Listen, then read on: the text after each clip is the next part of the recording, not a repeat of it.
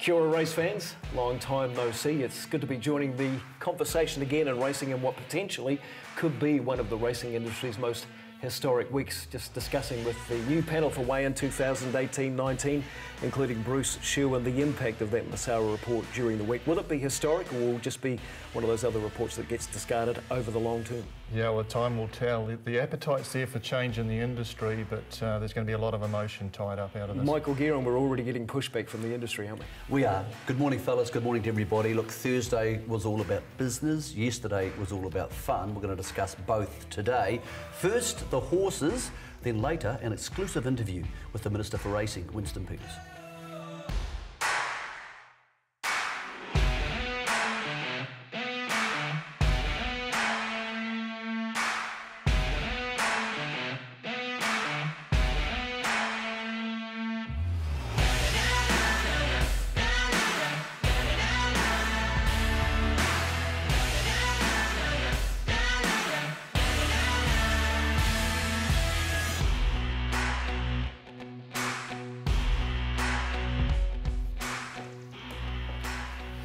So, boys, plenty to get the spring sap flowing yesterday, and none more so than I thought a great showcase of the weight for age talent around New Zealand at this time of the year, in fact, possibly for the rest of the season in the Tarzino, Bruce. Yeah, first Group 1 of the season, both New Zealand and Australia. Spring has arrived, first day of spring, and the racing didn't disappoint. Look, Bruce, it was super. And I think early doors, Tiako Shark got it rolling. He was the horse who produced the wow moment for the day, and then it sort of rolled on, and there were a few upsets. But with the Group 1s, I don't like seeing them won by horses who you think, that was an early season fluke job, and there was nothing fluke about Melody Bell. No. Had to bounce back after Tarapa, which was an awfully hard run. Had a lot of big boys around her at the top of the straight. A little girl like her, only 4 years old, showed that real commands, toughness, and I think there was enough to like about several horses behind her, but very hard to make the case that she doesn't potentially become our weight for age star domestically. Bruce, the question for me is this: they do have some black type in Australia already. Do they want to go back and nibble again? Maybe at the trough at the Maya, at the Carnival or somewhere, because one day she's going to be a broodmare. Yeah, and one of those open class weight for age wins in Australia would help. Yeah, absolutely. She's already got a Group 2 from Doomben as a 2-year-old, the Sires Project. She's a Group 1 winner, weight for age. The question mark perhaps is whether she runs the mile. Do they try it again? She's had a couple of goes and hasn't run the trip. Here's a look at the replay. This young Singapore lad, Shafiq Rusov, geez, he's been a find for Tiako. He had an awkward gate on Tiako Shark earlier in the day, and again here from gate 9, it could have been slippery. But he used her pace early and got into a great spot in the one out, one back trailing position. And it was following the right horse, and John Snow's coming across there, and of course Nari Podgy's up in the 1-1 behind John Snow, who you know is not going to stop. And at Hastings, when they fan out at the top of the straight, you do tend to get a run. Ocean Emperor got an easy enough lead shoulder. I thought from there he had his chance and he was exposed. But at this stage of the run, you didn't want to be on any other horse apart from Melody Bell. But when she gets there early enough that a horse like High Flyer has his chance.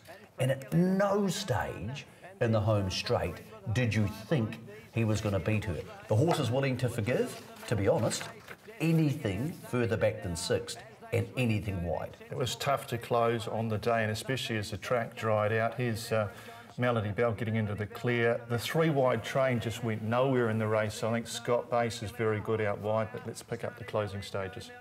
In front, High Flyer comes after it. Our Aberdeen over on the inside. Melody Bell, High Flyer, and our Aberdeen. Melody Bell, she is so tough.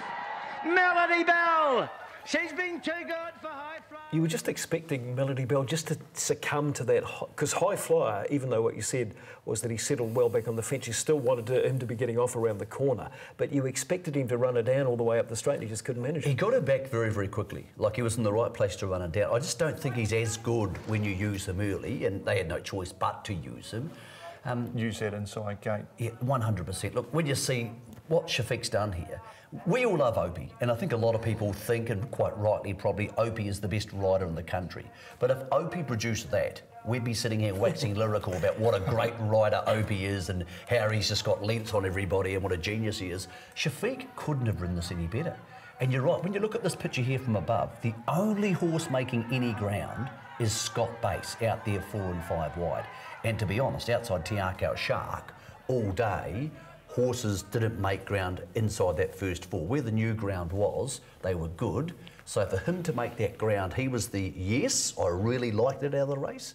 But I think there were plenty of like, not sure where that next win's coming from type performances. Melody Bell, as Bruce said, 1600. Jamie Richards is going to take her home and decide what to do next. The market for the Windsor Park Plate suggests that the bookies aren't sure either. Let's talk about Jamie.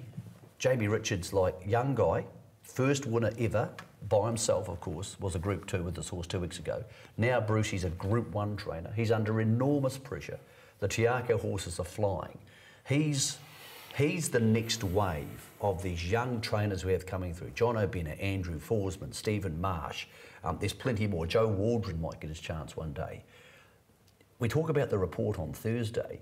There's no point having good racing unless you've got good young horse people, and Jamie's at the forefront of that. Absolutely, and if we don't change things, then guys like these can be leaving the country. But Jamie's, he's had about 7 winners from his first 14 runners. He's had a terrific start. He was under a lot of pressure taking over that stable, but he is delivering. It's quite interesting too, just sticking with the Messara report, a lot of the young guys have the opposite opinion about things like artificial tracks than their partners and older guys do, and so I think we've got to listen to those guys going forward in that bigger It's not equation. one size fits all for any type of report, but just getting back to the Te Akau machine, they've come out of the gates awfully hard this spring. They've got all sorts of horses going all places, and Jamie is being very calm. When I texted him last night, he's like, okay, you know, we're going to do this and see how this goes and see how that goes. He's only 29 years old, so, you know, for all the stars we saw yesterday on the track, he's one of those stars who really now is right up in the headlines of New Zealand racing. So, and he's going to need to be, because when you pay that much money for them at the sales, you need a good trainer, and they've got a very good trainer. Well, it's always the sort of race that you're always looking at the ones, as you say, sort of 4th, 5th, 6th, 7th, 8th, 9th, to see what they felt about those runs and where they might be going forward. So I think we're going to catch up with a few of the leading sort of trainers and around the losers yesterday in the Tarzino. I think he just got beaten by a couple of faster, sharper horses over 400 metres, but had a good puff and he was there on the line. He hit a bit of a flat spot halfway down, but he was fine the line again, and after the post he was off and gone again. Yeah, very happy. Obviously we thought he would run well, so to only be beaten a length or so from some of those sprinters, wrapped with him first up. When will we see him again? I'd say at this stage he'll be on a plane to Melbourne sometime next week, either Wednesday or Sunday, and hopefully next start will be Makybe Diva Stakes. Okay, Francoletta, what do you think? A little bit disappointing. She was there, she had the gun run, just sort of didn't really flatten out or sprint like we thought or hoped she would. So back to the drawing board, but more than likely she'll stay home for now and just pick off some black type mares race. Savvy Cope, what do you make of her effort? Yeah, I was highly delighted. You know, long way to come. Hadn't had a trial. She's had 2 2400 metre runs the last 2 starts and taken on the best sprinters in New Zealand. I thought it was a very good effort to run 5th. What does she do in the next 3 weeks? I'm driving the truck home tomorrow, back in her own paddock on Monday afternoon, and then we'll come up for the mile and stay up for the 2000. The 2000 metres is her race, I reckon. Okay, Son of Maher, perhaps a little bit disappointing. What do you make of that? Yeah, well, I actually rang the manager this morning with a view to scratching him, because he's just a duffer on wet ground and he's just useless. But he'll go home. He's got plenty of opportunities. Might come up here for the Group 3 race the last day, but I mean, the Copeland's Mile is the obvious race for him. Jono, first of all, Scott Bass, what do you make of that? Sensational, really happy. We always knew coming here today, probably with both horses, that we were going to be fine in the line. If we could do that, we'd be wrapped. Yeah, look, I haven't seen the sectionals and whatnot, but look, I'm very happy. 21 days, bring it on. Okay, yeah, Windspell obviously close up and also really grinding all the way to the line. Yeah, look, I can't wait to the last day with him. I think the next day will be similar. But look, he got caught up in a bit of traffic just at the wrong time, but he was good to the line as well, so happy with both horses. When will we see them again? They both come here 3 weeks. Oh, no, he had every show to run into it. I think Turapa stuffed him and he's out for a spell. Right, so let's dissect the race in terms of the Windsor Park Plate. Melody Bell, a question mark to go to the race, given the query around the mile. And if she goes, she has to be favourite. Absolutely. She's going to, if she draws well, you can get away with a good 1600 metres around Hastings with that short run to the first turn. It's not a hard mile. Of the other runners in the race, High Flyers finished off well, but let's look back at some of the other runners. I want to discuss. As I mentioned earlier, that 3-wide train was a bit of a disaster. Nothing went anywhere off that wide run. I thought 7th up of those wide runners is one of the better runs, and if we look at him in the closing stages, he gets home really well. Scott Bass, is he the one we're looking most at for the Windsor Park Plate? His run's terrific. Yeah, I thought the two big ticks for the 1600 were High Flyer. He's racing a little bit down, but he can probably have an easier first 600 over the mile, as they call it. And Scott Bass, obviously. I thought Scott Bass was the run of the race outside of the winner. So they are the two for the 1600. Savvy Cope's great. She's worked home nicely through the pack. She actually dived through like she was going to be right in it. Just might have peaked on it, but she was coming into the race with no barrier try. Yeah, and I thought there were three who labelled themselves for the 2000 on the last day, the 2040, the Livermore. Our Aberdeen was overlooked. Very, very good. Obviously, Savvy Cope and Windspell. So they're horses we know will run 2,000 metres at the top level, and they're all very good. Whether they're going to be sharp enough for 1600, that's maybe a question. So there's nothing happening out wide at this point. The leaders are off and gone, and then just watch Scott Bate with the white sleeves out there. He's really putting in some nice work. Savvy Cope's dived up and behind them. Really good run, just bottoms out the last 50. So those are the couple that I'll be looking for. Savvy Cope, in terms of that last day, is looking very promising. Yeah, and wanting to forgive Authentic Paddy as well, because he was just 3 wide. Yeah, he was that 3 wide So look, back to 2,000 metres, weight for age, the last day, he's going to get his chance. Here's the market for the Windsor Park Plate. And as I said, if Melody Bell is declared to start, then I presume she'll win up about $6 as well. The other two picked themselves, Scott Bass and High Flyer. Sensible Princess was in the same part of the track as Authentic Paddy, but just further back. So again, willing to forgive there. The Shark's interesting. They're talking about going to the 1,400 metre class 3, or sorry, group 3 on the last day. Now that would be super, because potentially Magnum, who we'll see later, and Julius could go there. That could become one of the early races of the season. Start wondering, disappointing to hear there from even Rayner out already. So you would suggest they'll probably freshen him up and look at the Railway Telegraph again. But yeah, clearly, Bruce, we thought Tarapa might stuff a few. I thought it might stuff Melody Bell. She was unstuffed, but start wondering, was stuffed? No, that's where we're sitting going forward into the Windsor Park. I'm still not quite sure which horse to go at this stage. Well, it's going to depend on track conditions and barrier draws. Yep. And John Snow was good. I thought he'll head to Aussie. I'm not sure John Snow's going to win a Group 1 on Australia again. He won the ATC Derby a year and a half ago, but a race like the JRA Cup at Moonee Valley, those races where he can get on the speed, and like a lot of the horses heading to Australia from New Zealand, I think a wet track would help them. We couldn't get any wet tracks last year in the spring in Melbourne, and it affected our horses quite a bit. I think that would help at some stage. Bonnevale's on the plane today, so John Stowe Bonnevale will mate up again, as they have in Sydney and Melbourne in the past. What about the Shark? Race 2, you need a race to make people go, wow, it's spring. It's not just this other stuff. And, well, the Shark produced that. A race with a little bit of a cloud over it, because Mihul pulled up abruptly after the line, and I'm not sure exactly what the issue was there, but you would suggest it's probably a bone of some type. There's the Tiako colours. We're going to see plenty of those in coming weeks and months. He's about 8th at the moment. Yeah, he got into a good spot early again from a potentially tricky gap. He's following My Hall, and My Hall doesn't take him into the race, so there could have been issues early in the run for him. It just needed a better drag into the race, and look where he is. Nothing did this all day. This is unbelievable performance, and for sure the horse to follow through the spring. The big question mark is what happens on top of the ground. I know he was good in the 2000 guineas, went 4th, but off a performance like this, he's a better horse than an Embellish or an Age of Fire. I think the spell they gave him last year might have aided him. He's a big lump of a thing. I spoke to Jamie Richards last night. They want to go to the that 1400 on the last day, which, as I said, is becoming a beautiful race. But Jamie said Riccarton could be a bit firm for him for the Copeland's Mile, because he looks a Copeland's Mile winner there. You look at him and go, well, he's going to get in on a lightweight. He's a big lump of a thing. But Jamie said we're going to be careful with him, because he has so many options. And his options probably, to be honest, when you watch that, there's no reason he couldn't win the Telegraph.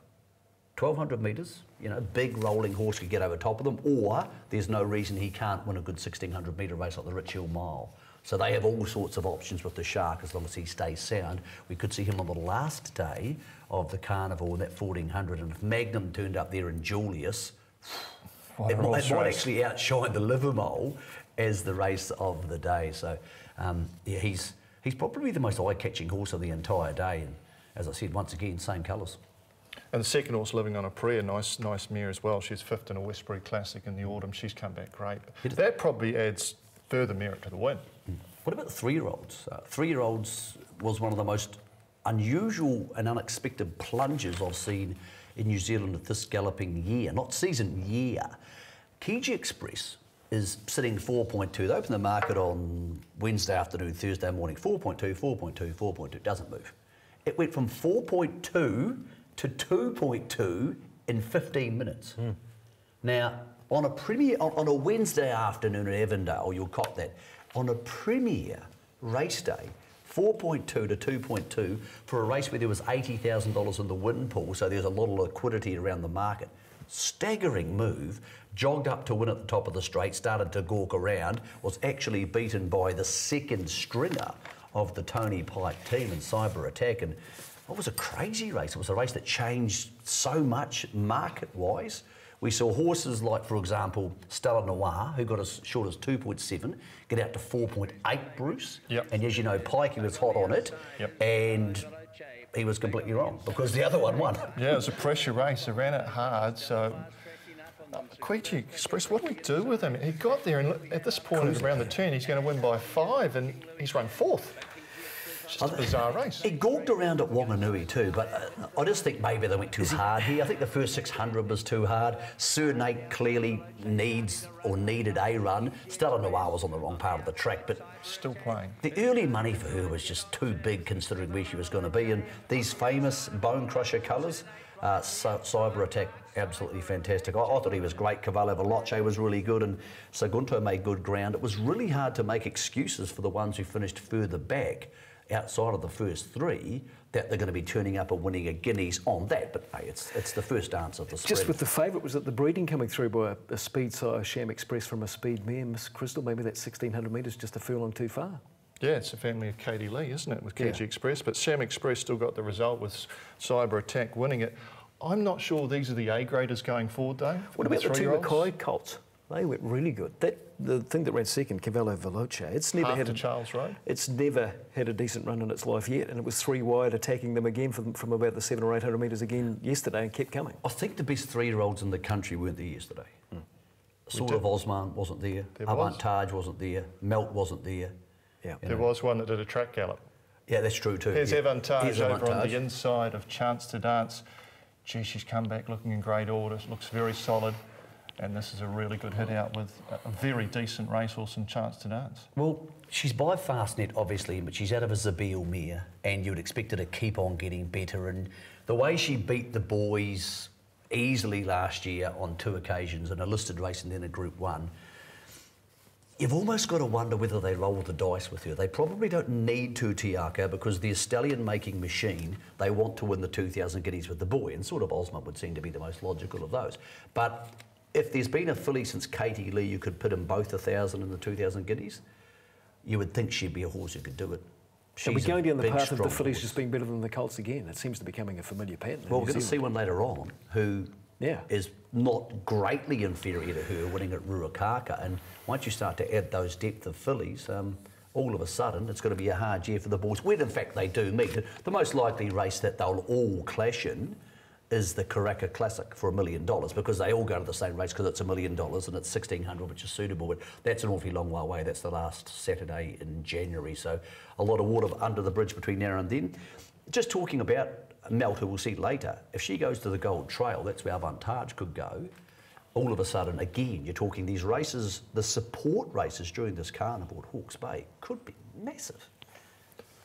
Cavallo Veloce is a half to Charles Road, and Big Brother did it later in the day in the Reliable Man Trophy. Look, I thought Big Mike was home.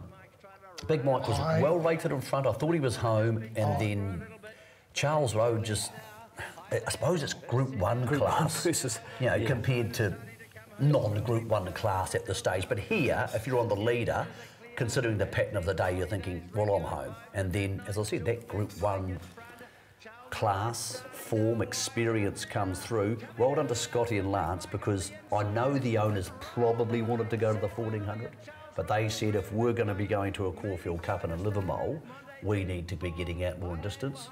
And I think that was proven there because that was over that distance, he wouldn't have won a 1400 at Group 1 level. So they've hit the right race. It's a race that Wade Asek won last year on the way to the Livermore.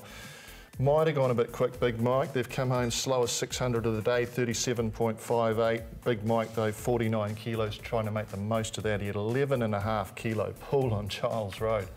Thought he did a good job there. Elvin G. Ashwin Just G. about. Well, it comes off, you're a genius. Exactly. He's a nose away from pulling it. He rated. Right He was on. in the right part of the track, and that's all you needed. So here's the market there, and Savvy Cope obviously at the top of it. Scott Base. Yes, I think Windspell as a horse were missing from that market, which really surprises me. You hear Jono, he was saying all along. If you could wind this down a touch, I would like to see what odds Windspell is. $21. Well, that's the clear value in the market. As a horse who's won at Group 2 level over 2,000 metres, Waikato Guineas, was very good yesterday. So, look, I think he's got a chance. But it was one of those days where we have racing replay later in the week. You want to watch it again because there's horses who are going to run 7th and 8th there yesterday who are going to go to normal races next start and just win. Yep, Nimbonte's good in 4th and Ladies First working home well on a Melbourne Cup trail. Let's take a break.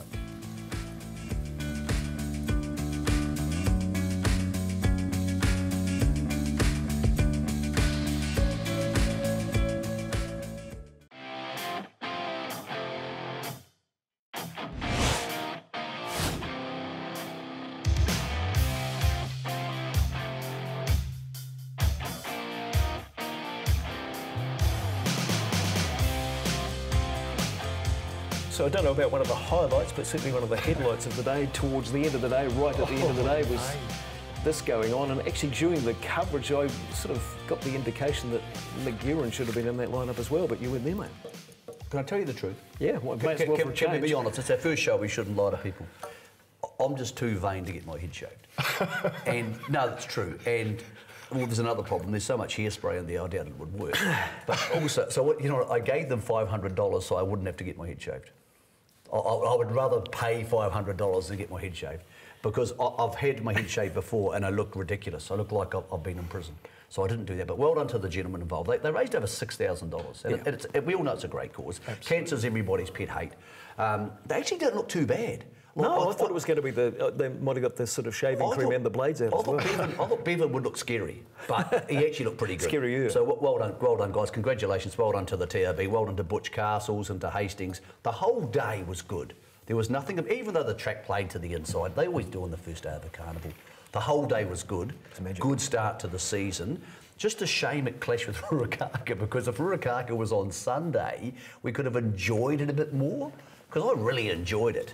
I think one of the more promising horses in the country yesterday wasn't at Hastings. Melt's a really good filly, and I know Nigel Tiley expected this race to potentially be a danger for her and be a bit too short. Well, again, getting back to Charles Road before, that Group 1 class sometimes just comes up and says, look, get out of the way. And Bruce, this is a good filly. Yeah, she just travels like a quality horse. She's in those daffodil colours, the white with the yellow cap and the green sleeves. There was solid tempo between the stablemates up front and she's just peeled off their tails in the straight and run them down like the class act that you know she is. She chased home Avantage in a Group 1. And any idea where she's headed? Yeah, she's going to head to the 1,000 guineas. So Avantage versus her again in the 1,000 guineas, and obviously there's a lot more fillies to come into play. She's in the markets for all the big races in Australia, but she's not going to go there. Nigel did say after the race, could potentially go to the Gold Trail, and again, Avantage could go there. So these two girls, I think Avantage is bigger and better, and maybe she still holds the advantage, but she's very slippery, Melt. Her owner yesterday donated $5,000 to the cancer research cause as well too. So congratulations to him. It's a wonderful, wonderful gesture. But I'm not saying she'll beat Avantage over the 1,000 guineas distance, but she'll win a Group 1 somewhere if Nigel can hold her together. No doubt about that.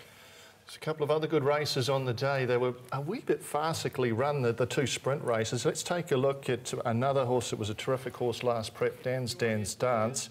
And Contessa Vanessa, the early part was interesting. It was as if they were having a chat through the first 100 metres here. Danielle looks across to Ryan Elliott and they really did control it, made it impossible for the closers. It was a 1-2-3 race throughout with Dan's getting away with a pretty easy time in front. But nevertheless, a very good return for a horse at 1,400 metres. Do you want me to tell you a funny story about this race? Why not? Okay. I spoke to Chris Gibbs last night, who was at the Pink concert. No, he was. He actually sent me some video. I don't know why he sent me some video of the Pink concert, but he did. Dan's dancing, wasn't he? He was dancing. Well, I'm not sure if he was dancing. But anyway, she's clearly in the market for the Livermore. Here she is. And I thought she might have furnished out a bit more because she was a skinny runt of a thing as a 3-year-old. And she's still not massive. She's big, rangy and leggy now, as opposed to what he said was, I might go straight to the Livermore. No way. From that race? No lead-up run. He said, look, I know it's radical, but I'm thinking about... How far into the Pink concert was he?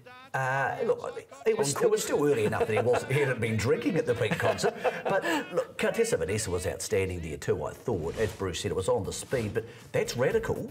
Gee. If he goes there, straight to the 2,040 metres, I'm not saying she's not good enough to do it, but it's going to need to be a hell of a training feat. I get the feeling he might go to a 1,600. I suppose he could go to a trial along the way, but there were two things in that conversation I didn't expect to hear. I'm at the Pink concert, and I might not have another run before I go to the Livermore. So that would be really intriguing for her. So out of that race, Contessa Vanessa, we're sort of happy she recovered from that debacle last time, I guess. Yeah, the Tarapa track and the fact she got that really nasty... she stumbled early after the race. It's probably a good comeback race for her, just a nice, easy, lovely sort of confidence beyond the boost track for her. gallop. Behind that, Excalibur, they'd be wrapped with him in 4th. It's a good run. Richie McCourse, I thought, was terrific. Last in the run and working home onto their heels late. And Doyers, he ran really well, fresh up. He was sort of all at sea there. At one pace, they play the forgive card, I guess. That they stayed at 1,400 second up, and that just might have flattened them. The other good race on the day, the Open Handicap, and it was Magnum, former good horse from Singapore. Again, not a fast run race with Hugo Foscolo. They really controlled the speed off the front. 1, 2, 3 on the bend, first 3 home. But nevertheless, Magnum coming in fresh up. He was scratched from the Tarzino for this, and a nice booster going forward. Look, nice confidence kill for him, and he's also going to be aimed at that Group 3 1400 on the last day at Hastings, which would give them an awesome support race there. Just for a stride here, I thought Hugo Foscolo was going to give it away, but he kept going. Doesn't he annoy you, Hugo, though, when he puts his head up in the air like that? And not many good horses race with their heads going up and down all the time. Obviously, Northerly's one who could do it, but I don't know. I'm not sure about Hugo, to be honest. I know he's got the ability, but I'm not sure sometimes he puts in. Are they trying to protect him a wee bit? They seem to be sort of jumping, sitting up, whereas, you know, for example, in the 2,000 Guineas that he won, he just ploughed along, ran 132. Is he better to just let run? I think it was one of the weaker 2,000 Guineas I've ever seen. Yeah, but they did let him run. Has he come back from Australia a lesser horse? I'm not sure he was that good before he went there. That's by no means insulting him, because he's a Group 1 winner. Yeah. And he's a lot of hype about him, wasn't there? He's a very good horse, but I just think that he's been exposed a few times by horses who aren't all that good. And I'm not saying Magnum's not all that good. Just on that, you know more about this than we do. These horses who are going to be coming back from Hong Kong, and because of the rules, obviously, the quarantine rules, we're seeing more horses coming back, and some coming back via Singapore, obviously. What's the reasoning behind that? Why do these horses... Is it the quarantine factor with the Singapore horses? Is it the same thing for them? Because we seem to, once in a while, 5 years ago, have the occasional Hong Kong horse come back. Is it purely because of quarantine, or is it the fact that some horses aren't settling in Hong Kong and they need to come back here? Because there seems to be a lot more of them than used to be. Seems to be more injury related, I think. There's an issue why they might need some time away, or that they just might not be coping with the situation in Singapore or Hong Kong. So they come back to New Zealand. If they get going again, sometimes they'll go back. We saw that with the Vengeance of Rain, the champion out of Hong Kong a few years ago. Came home, had some time off, went back up. But there is options for them. I think it's great for New Zealand racing. OK, we saw a lot of horses, good horses, racing at both those meetings yesterday. Who was the one horse that made you go, OK, I can't wait to see this again? It depends what... From a wow factor, it was probably Te Akau Shark. Yeah. From a... this might be the old South Island cap going on. I really liked Savvy Cope. Really liked it going forward. And she's brilliant enough to maybe go better in that 1,600 metre race than people give her credit for. Wouldn't be shocked. I'd be interested. I'll be honing in on her next start. Talking about the Livermore, she's the favourite already. So. Talking about horses from yesterday, my horse that I saw yesterday, apart from the Shark, maybe got wow, was actually at Randwick. Bruce, what about yesterday's Australian racing? Usually we would give this more time than we're going to give it now because there's so much going on in New Zealand. But let's start with, well, the defending champion, of course, for the Everest, and Bruce. Big Red. Red's out, Pretty red, wasn't he? Untouched, hands and heels only, headed up the market in the Everest, obviously, the $30 million Everest. Invincible Star in third. She would have gone the other way out after that. He had her well and truly covered. Here's my girl. Yeah, this was the wow of the day, wasn't it? Your widest, the checkered colours, lime colours scything through. She was in a bit of trouble coming around the turn in terms of her position, but she quickened like an absolute top-notch race. Sold by Curramore, by Fastnet Rock, won the Oaks. If that's not a Caulfield Cup horse, I'm giving up drinking beer for a year. Widest was good there. Into second favourite for the Caulfield Cup. Now here is the Winx Barrier Trial, the lady of the moment, and the blue obviously up the back. Patrick Aaron is terrific in this barrier trial. The red with the white cap over on the inside. Well, he's heading to a Caulfield Melbourne Cup Metropolitan, and we've got the Autumn Sun, Caulfield Guineas favourite there between them, but Winx, as she does in the closing stage, is just superb. He might have had a cover, I reckon. What about the Memsey? What a weird race the Memsey was. You thought the Stayers can't win the Memsey. Well, high pressure race though, wasn't it? Jungle Edge really going hard. Vega Magic was stalking the speed and left exposed. But Humidor over in the green colours are on the inside, storming through. Then a gap, Kementari, Oregon's Day down the outside, but it's Vega Magic. 100 metres to go, but a wall's coming. Kementari and flashing through Humidor back to the inside. It's a big finish. Humidor's got up to win it from Kementari, Kingsville Dream, Vega Magic, Oregon's Day. Then Blackheart Bart next to finish Happy Clapper.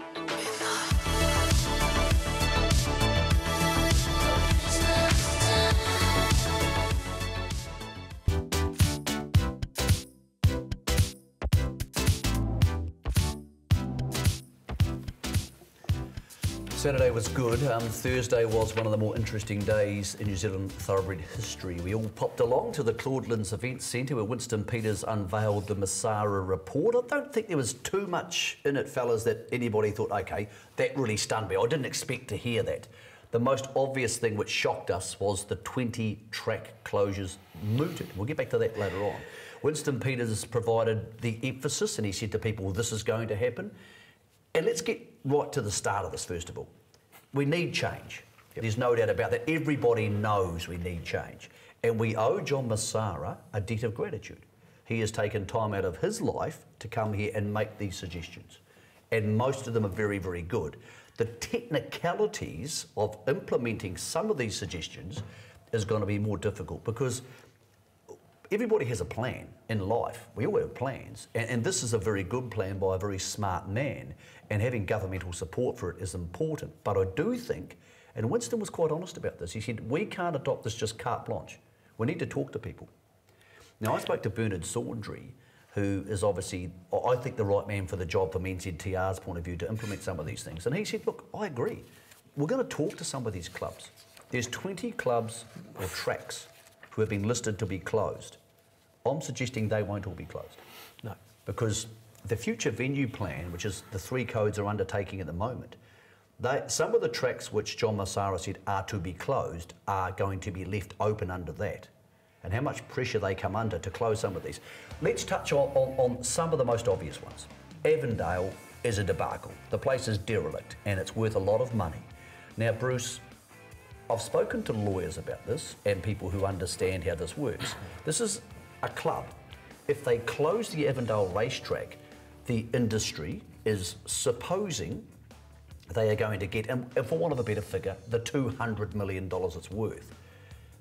Is that entirely true? Is it going to be that simple to say to the Avondale Jockey Club, well, you're closed, we sold your track, we're going to take you $200 million? Or as a club, can they not say, we're doing something else? We're going to get a harness racing licence. Or can they not apply to have a galloping licence to race at Pukekohe and say, we're going to hold 10 races a year for 100k each? Is it that easy to annex someone else's $200 million? No, I'd say no, but wouldn't that be a cynical approach in the current climate for a club to be doing that? Sure, you've got to have the to and fro between you've got to have the consultation, but at some point, sooner than later, there's got to be an agreement because what does Avondale do if it just carries on the way it's going? I'm not arguing with the point. I'm just saying I'm not sure it's that easy. I mean, all you need is one legal challenge. And if you could upset somebody, and Avondale have raged against the dying of the light for an awfully long time. Yeah. And the place is derelict. It's got to go. There's no doubt about that. But can the club just stop existing? And I put that to Bernard. Does that money become the industry money? Well, I put that to Bernard Saundry, and he said, well, we just wouldn't give them a licence, which is fine. You don't have to give them a licence. But I don't think it's quite that easy. Let's get to Rotorua. Rotorua is a track which has 11 race meetings, is half owned by the iwi and half owned by the club itself. When I spoke to Andrew Bryant, their chairman, his attitude was, well, the people of Rotorua don't want this money going to race a tauranga. And that's fair. Because if I'm a local sponsor, or if I've contributed and I've mowed the track and done all these other things. Now, I'm not trying to be negative about the suggestion, but the logic of it is, do we really think these things are going to happen, or do we think some clubs are going to roll over? Timaru, for example, have cash reserves. I'm stunned Timaru, the birthplace of Far Lap, is suggested to be closing down. It's a very good racetrack. And they are saying, well, what do we do with our cash reserves? Do we still hold race meetings at Rickenham? Because we don't want to hold race meetings at Rickenham. So here's the question. So all these clubs have got massive cash reserves. Well, some of them haven't. Yeah. Some of them only have the track. The ones you're quoting. So what have they been doing with the cash reserves to help themselves in the last 5-10 years? And what have they been doing in the light of this day has been coming forever? You know, the reviews have started in 1970. Why are they sitting on $45 million in reserves or whatever? The only club with that sort of money in the country is Ellerslie, and that's obviously not going to be closed. Now, there's a whole range of questions here and technicalities and legal aspects which are incredibly difficult to do. Now, the Te Rapa Te Mutu thing there, where you see them closing, that's because of this Greenfields project. We're going to see this new racetrack built in Cambridge would there close and become part of that. That's a whole different story. That's 10 years away.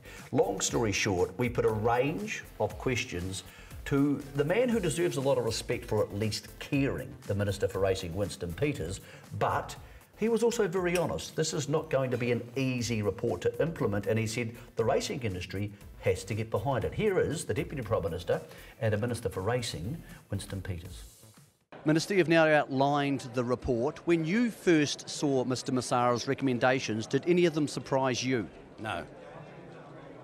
We talk about tracks and the closure of tracks. The number 48 to 28 didn't surprise you? No, because the reality is we've made sure that there are tracks in every region of this country, but we've got far too many, they're far too expensive, too many clubs are beside themselves trying to keep on functioning. Why don't we face the fact that rationalisation would make a lot of sense, and these clubs will all be preserved, will all be better off, but they may have to have their race down the road, like many clubs that used to be around are still doing now.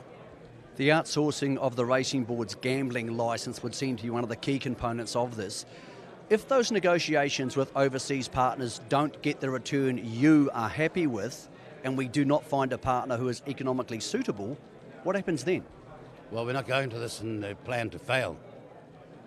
So if, for example, we weren't given enough money to outsource that licence? You ever tried ploughing a paddock with a draft horse and looking backwards? You won't be going very straight. We're looking straight ahead. We intend to succeed here. We've got confidence that we'll find someone or some partner, and very quickly. You've spoken about RITA, the transition organisation to help us go from one form of racing to another form of racing governance. Where do you see that, or when do you see that taking over from the New Zealand Racing Board as it stands at the moment? Well, as soon as we can get it established. Now, you will find here there's nobody going to be standing up here in any of these codes shouting out for the preservation of the Racing Board. They know it doesn't work. They know that the statutory model and all the rules have been written for bureaucrats and politicians, but they have definitely not been written for the industry, and we need to fix that up. You've spoken in the meeting before about the need to have a lot of this underway in a finalised report before the budget next year. Would you see the New Zealand Racing Board under its current governance gone by that stage?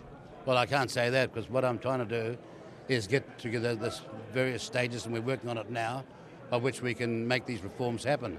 But they all lead to a budgetary outcome next May. But of course, all the negotiations for that will be well over by the end of March, so we want to get ready by that time. The money you say that will come back from the industry, from the government or from Treasury, and you're going to appeal for the $13 million, is that being labelled for any one thing, or is that going back into a general pool? Well, it'll go back to where, it will be the case of it not being extracted from where it shouldn't be extracted in the first place. It won't be going back, it won't be taken out in the future. Who will be in charge of New Zealand racing in 6 months' time? At the moment, there is a chair and a chief executive of the racing board. Will it be the chair of Rita, the new organisation? Well, again, it's how quickly we can get Rita up and with the right nominees, and that needs a statutory base. But let me say this, at the moment, take a wild guess, who's in charge of it? No one, apparently. No one will own up to the fact that we're actually paying dividends on the basis of borrowings and reserves. You're the Minister for Racing among your many other duties. Do we need a ministry for racing to see some of these things implemented? You raise a very good issue there. First of all, we've got some people who are seriously expert. They want to help. We'll get a small team together and set out to make sure that we get the structure and the chronology and the time frame right so we can perform as fast as we possibly can. Yeah, we do need far better than we've got now. You were asked earlier whether there will be redundancies around A, racetrack closures, and B, the outsourcing of the racing board's gambling activities. You're confident that the economic stimuli gained by these improvements will overshadow that? There'll be far more people employed in the future with a successful, thriving industry where owners get a fair return, and owners are critical after all, than we've got now. It'll be far greater employment. Minister, I ask this with the greatest respect. Obviously, in a couple of years' time, you may or may not be in Parliament. That may be your choice to retire or stay in your current roles. This could be a 3, 4, 5-year process. If you leave Parliament, who's going to run it? Who's going to be the person who helps foresee this if you're not around to be part of the next government? Well, look, we've got over 2 years to go. That's number one. Number two, as I said here, you've had racing under the radar screen all these decades with nothing happening, being seriously damaged, paying, for example, 20% on gross tax returns as opposed to casinos, mainly foreign-owned, paying 4%. You've had all these prejudices against the industry. Now I want it to be above politics and across the divide have every party say, yes, that's the way we've got to go. And that's probably the best prospect into the future. Do something successful so that it doesn't matter what political party you're from, you're for it and behind it. The negotiations with the overseas gambling operators to outsource the racing licence and the activities of the racing board would seem to be crucial. Is Mr Messara or anybody who is part of his team going to be asked to be part of that? Not Mr Messara at the moment, and he hasn't said so, but I do know that we have significant experts who could act independently for us to get the best outcome. That's what we've been intent on doing, making sure we've got the kind of people who will do a good job for New Zealand exclusively. Some of the racetracks which are suggested to be closed around the country include one close to home, Avondale. If the industry came back to you and said, we have very good reasons not to want to close this, would you go against the report and suggest they are not closed? I'd tell you to get a drone or a helicopter, travel around the complex, the buildings of Avondale, and tell me whether or not you're seriously intending to keep that going. Have a good look at it.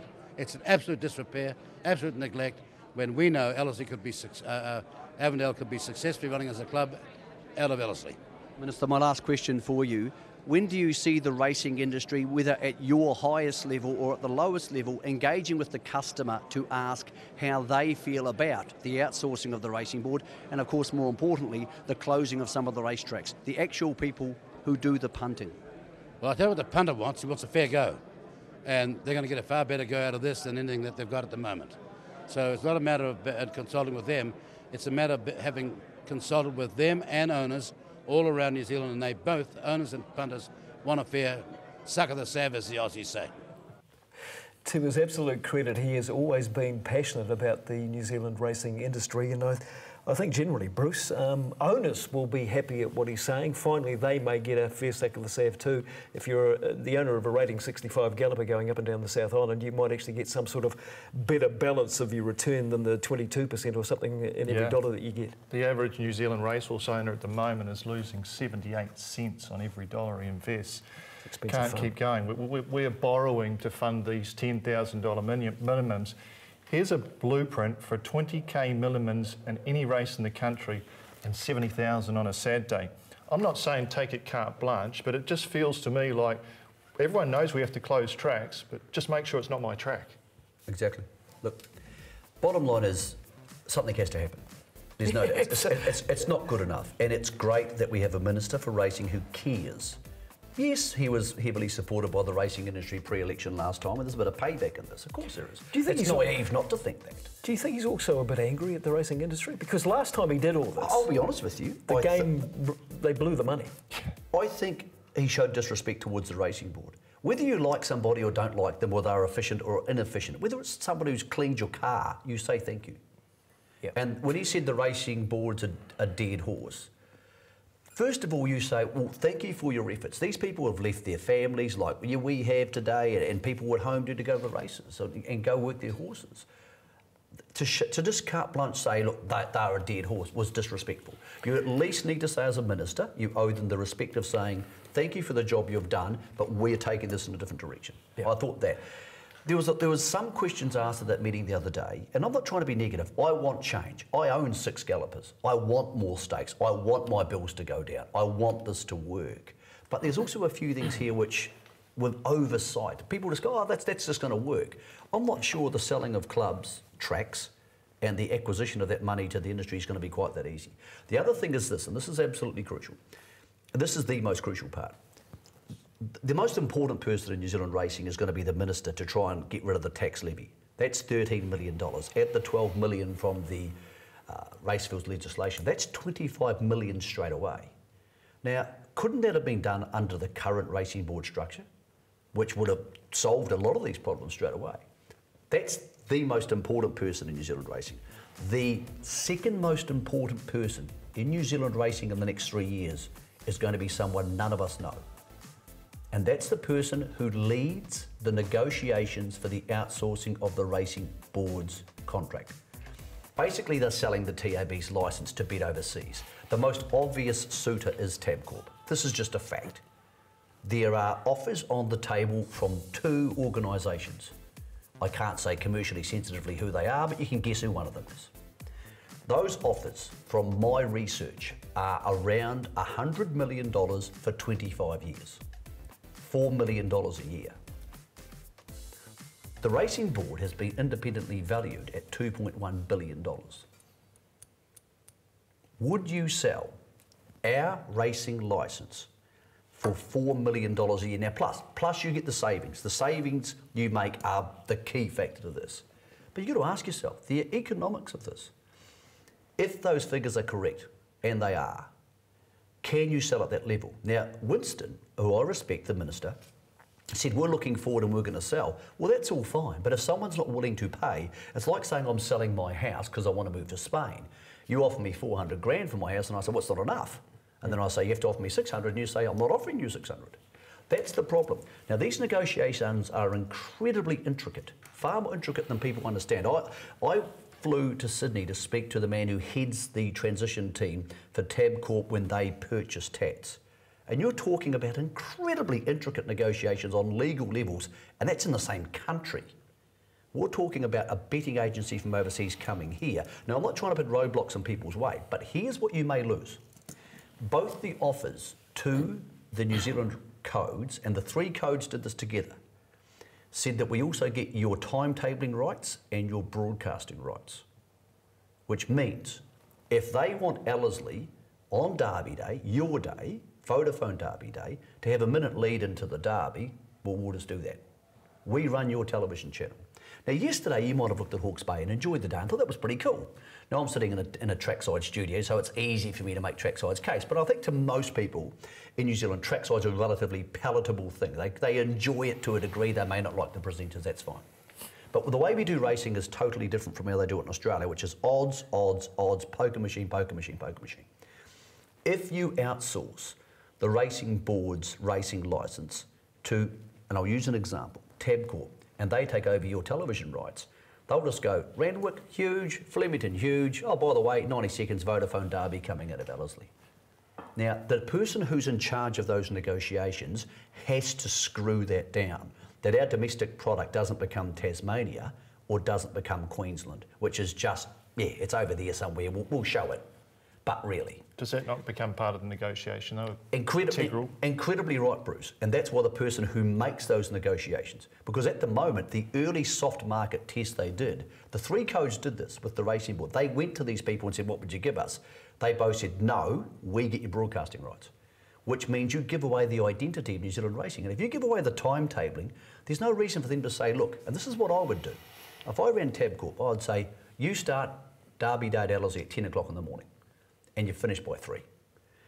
Race 3 o'clock finish, it's 1 o'clock Sydney time, first is run at Randwick, you dovetail into us. Your product. Right, they don't call it races. None of these guys bet. They don't call them races, they call them product. So your product just keeps going early in the morning. You give away those rights, you sign those away, they can do whatever they want to you. That's why the negotiator involved in this negotiation, the head negotiator, becomes the most important person in New Zealand racing outside the minister. The other thing is this, under the soft offers, from what I understand, my research as racing editor of the Herald, the returns to the New Zealand industry are only guaranteed for 3 years. So what happens after 3 years if we're not performing? Tabcorp, for example, if they were the suitor, are a publicly listed company and have shareholders, and they say, we're not returning enough, so we're not going to return you more. You sign a contract for 25 years. Bad luck.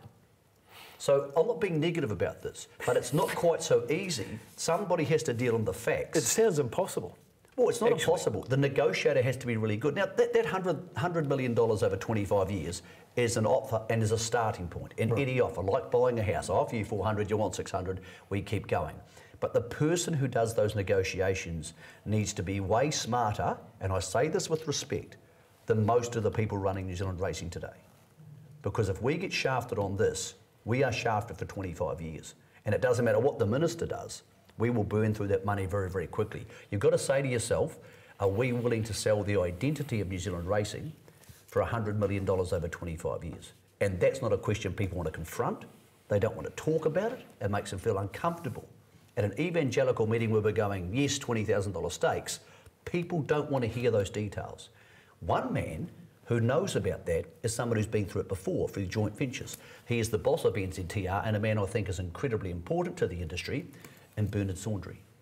Michael, we've always said that trying to justify investment in 48 venues is not sustainable longer term, and clearly there needs to be change. The John Messara review has put a number out there today. As the Minister said, we will consult. Clearly nothing stays the same. There is a number of changes at foot, and longer term we have to determine where we want to allocate race meetings, club funding to make sure we can grow revenue for the industry.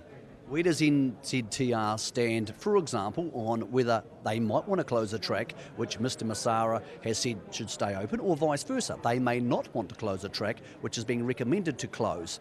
Do you feel you can argue that point with the Minister, and or in fact, do you have to close that track? Well, as the Minister indicated tonight, we've got a consultative phase coming up.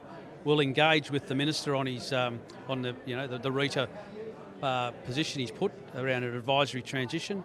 And that will come in a discussion between NZTR board and that authority. But generally, what's been outlined tonight, a lot of the things that NZTR have been talking about for some time, and it is what's been outlined is a game changer for the industry. There's talk of the 3 codes being more in charge of their own destiny. When does that start happening for thoroughbred racing? I think that type of structural discussion is a discussion we have to have with the racing board and the 3 codes. Thoroughbred racing can't do it on its own. It needs good discussion between the other 2 codes, the racing board and the government, and legislative change, obviously. You've done this before. How realistic and in what time frame is a doubling of stakes across the board for thoroughbred racing in this country? I think that's a really good question. So any structural change, legislative change, as you heard from the Minister tonight, will take, till the budget next year, and then implementation's probably 2 years. So we're talking about a 2 and 3 year period to realise all the benefits that have been outlined tonight. Are you up for that? Are you going to hang around for that to oversee those changes? Absolutely. I know when I took on this role that there are challenges, there are opportunities, and what I've seen and what I've heard, and backed up by tonight, it's all fixable. Massive challenges, and obviously it's a deal that isn't going to be brokered in 5 minutes, and it's certainly not going to be finalised in some of the time frames that a few people have been sort of talking about in the last 48, 72 hours. it's the story that's going to keep giving, Bruce, isn't it? It is indeed. We'll be doing it this time next year. Yeah, there's a lot of emotion tied up in this, particularly with regard to track closures, but the appetite's there for change and something has to be done. Of course it does, Bruce. We can't get going the way we're going. And as I said, I'm not trying to be negative about any of this. I'm just trying to spell out some of the facts which seem to be a little bit glossed over. That man there's very important. Bernard Saundry's done this before with Racing Victoria, joint ventures between him and the associations and betting places, betting agencies have been done by him before.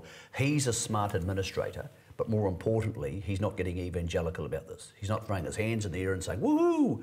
He's going to go through the processes. Bernard is crucial to the future development of thoroughbred racing New Zealand.